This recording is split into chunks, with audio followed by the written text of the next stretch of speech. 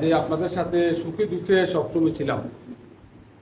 এই 2019 থেকে যখন এই আওয়ামী লীগের কারণে মিটিং মিছিল করা মুশকিল, সেই অবস্থায় আমরা প্রথম পুরা দক্ষিণ কুমিল্লায় আমরা প্রথম মাইক নামেছি আমাদের রায়কোট উত্তর ইউনিয়নে।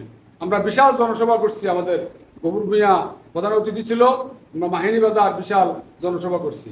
তা আমরা সাহসের সাথে সবসময় মোকাবিলা করছি। আমরা প্রত্যেকটা মিটিং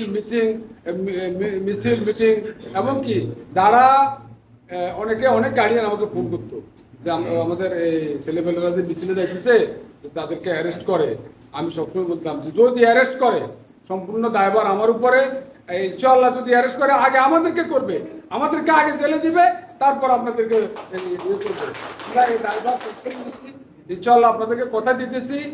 সামনে আমাদের নির্বাচন, আমাদের জননেতা আলহাজ আব্দুল গফুর মিয়া যখনই উনি জানতে পারছেন যে আমাদের আসন নাঙ্গলকোটের সাথে মনোনয়ন করছে, উনি অত্যন্ত খুশি।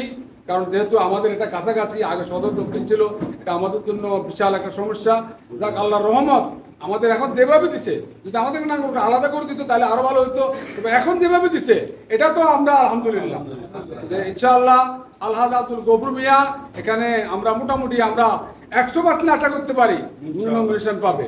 উনি নমিনেশন পাইলে আগামী যে নির্বাচনে আমরা যাতে ওনাকে জয়যুক্ত করতে পারি, সেই হিসাবে আপনারা জানেন কাকে দায়িত্ব দিলে রায়কোট উত্তর ইউনিয়নে নির্বাচনমুখী কমিটিটা আপনাদের জন্য ভালো কাজ করতে পারবে এবং দলের জন্য দলকে সুসংগঠিত করতে পারবে।